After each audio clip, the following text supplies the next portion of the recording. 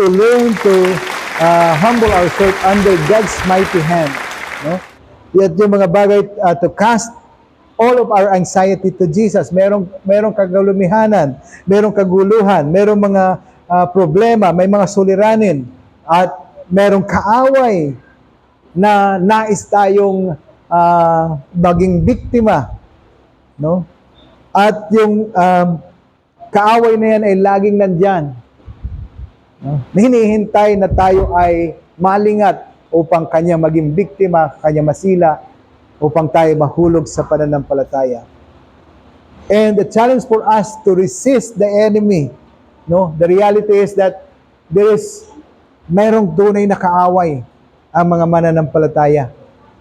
May kaaway ang mananampalataya. Mayroong nais gupuin tayo sa ating pananampalataya. Merong nais na pabagsakin tayo sa ating pananampalataya. Merong nais na bumitaw tayo sa ating pananampalataya at pagsunod sa Diyos. But the Word of God is very clear this afternoon that we have to resist that enemy. And we have to stand firm in our faith. Merong labanan, merong struggle, merong labanan no, gaganap. As we resist the enemy, may labanan. Nakakapagod. As we keep standing firm in our faith, minsan, no, ang daming mga challenges, ang daming mga difficulties na dumadaan, yung paghawak natin na matibay sa pananampalataya, minsan dumarating doon sa pagkapagod na po tayo. At para bang gusto na natin bumitaw, pero nire-recall tayo na salita ng Diyos to stand firm in the faith, in our faith in God. Manatiling matatag sa ating pananampalataya sa Diyos. Kahit pagod na, kahit nais na natin bumitaw, kahit nais na nating umayaw, di ba? Meron pong salita ang Diyos na nagpapaalala sa atin. Manatili ka lang, stand firm in your faith. At sa lahat ng iyon, meron po binibigay na gracious affirmation from the God of all grace. In verse 10, sabi dito, the God of all grace who called you to His eternal glory in Christ Jesus. Ang Diyos, tanda po natin, siya yung tumawag sa atin. Ano na po yung pagkatawag niya sa atin? Ano yung pagkatawag niya sa atin? Sabi dito, He called us, that the God of all grace, He is the one who called us to where? To His eternal glory in Christ Jesus. Doon sa walang hanggang kalulhatian ng Diyos sa pamamagitan ng Panginoong Hesukristo. Ibig sabihin, pag pinag-usapan po natin yung calling ng Diyos sa atin, it's not just about this life. Amen? It is not just about this present life. Yes, we can achieve things in this world. Accomplishment, achievement, in everything, pwede po nating maabot. Pero tandaan po ninyo, hindi lamang tayo doon tinatawag ng Panginoon. No? Pwede tayong maghangad ng marami at pwede nating makamtan yung maraming bagay na yan in our life.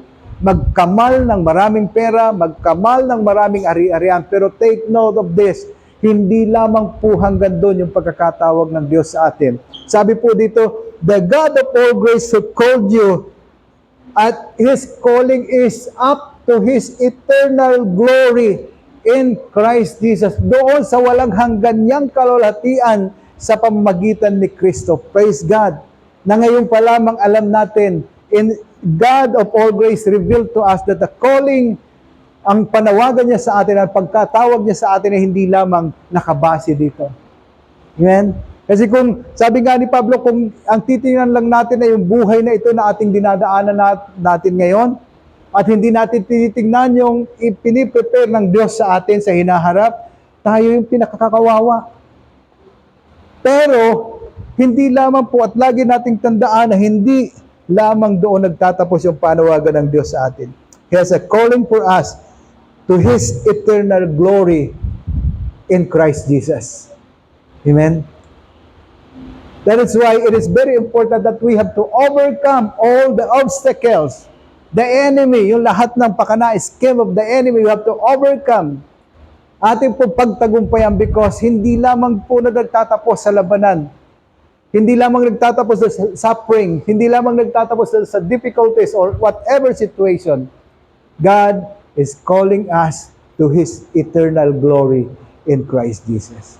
Kadugtong po doon, that after you have suffered a little while, tingnan po ninyo, He Himself restore you and make you strong and firm in steadfast. That is the affirmation from the God of all grace.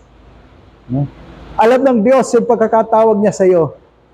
Yung pagkakatawag niya sa atin. Yung pagkakatawag niya kay Kuya Angel, kay Kuya Ruben, to all of us, alam ng Diyos. At hindi po siya nagkamali sa pagkatawag niya sa atin.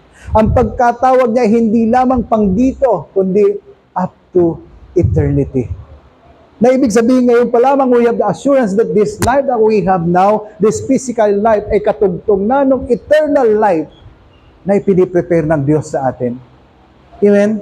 We have this physical life, and time will come that this life, the physical life will end. But praise God, the real life that we have, karugtong na ng eternal life na piniprepare ng Diyos sa atin. Ngayon pa lamang may assurance na tayo. Amen? Glory to God. And tingnan po ninyo dito, nag-suffer kayo ng panandalian. After you have suffered a little while, God Himself will restore you and make you strong, firm, and steadfast. Siya mismo na tumawag sa atin to His eternal glory. That as we strive, as we keep on, we experience struggle, we experience difficulties, we experience sufferings in everything in our life. Pero sabi doon, you have suffered a little while, but He Himself, our God, will restore us. Siya mismo ay magpapanumbalik sa atin. Manatili lang tayo. Lord, pagod na ako. Keep on. Keep on. Hallelujah. Stand firm in your faith because at the end of the day, the God who called us to His eternal glory in Christ Jesus will restore us. He will restore us. Amen?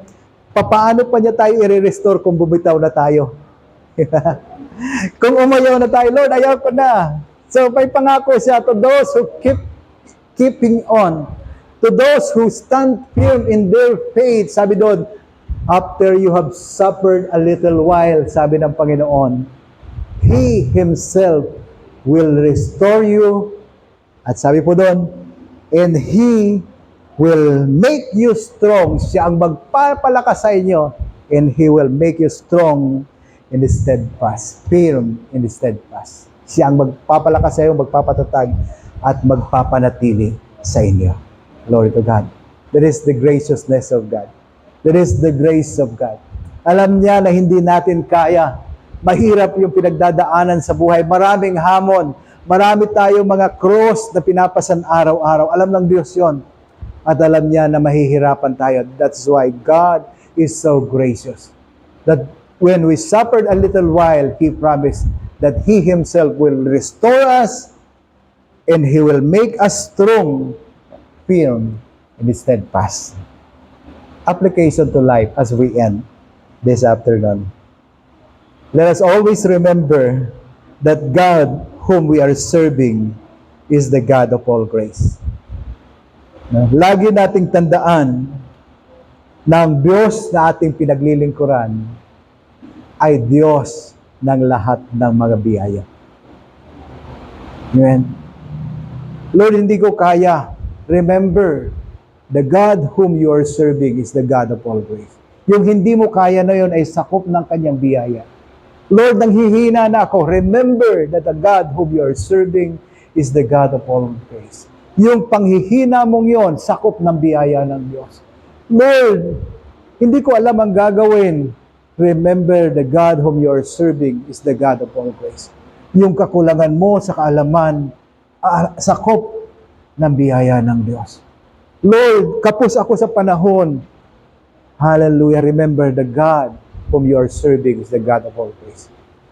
And the God whom you are serving, the God of all grace, will arrange everything para maging sapat yung panahan mo.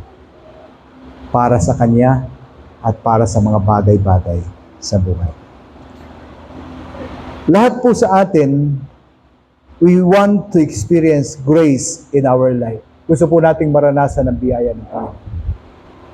But in our text, our passage today, pinakita po ng Panginoon that to those who keep standing firm in their faith, Sila po yung kauna-unahang makakaranas kung ano ba ang ibig sabihin ng biyaya. Yung napapagod, yung nahihirapan, yung nais nang bumitaw, pero nananatiling nagtitiwala sa Diyos, sila yung makakaranas ng graciousness of God. Glory to God. Amen. Amen. Kasi nagtitiwala tayo sa Panginoon. Balikan po natin yung salvation natin, our eternal security. Sabi po doon, for by grace we have been saved through faith in Jesus Christ. Sa biyaya lamang ng Panginoon, tayo nangaligtas. Amen. At kung nais nating maranasan ang pagdaloy ng kanyang biyaya, ng kanyang grasya, ng grace ng Panginoon sa buhay natin, we have to stay firm in our faith in Him. Pastor, paano manatiling firm in my faith? Biyaya ng Panginoon. Kaya nga sabi doon, saved by grace through faith, pananampalataya kay Kristo. Sabihin, biyaya at pananampalataya. Panatili tayo na nananampalataya sa ating Panginoon. Glory to God.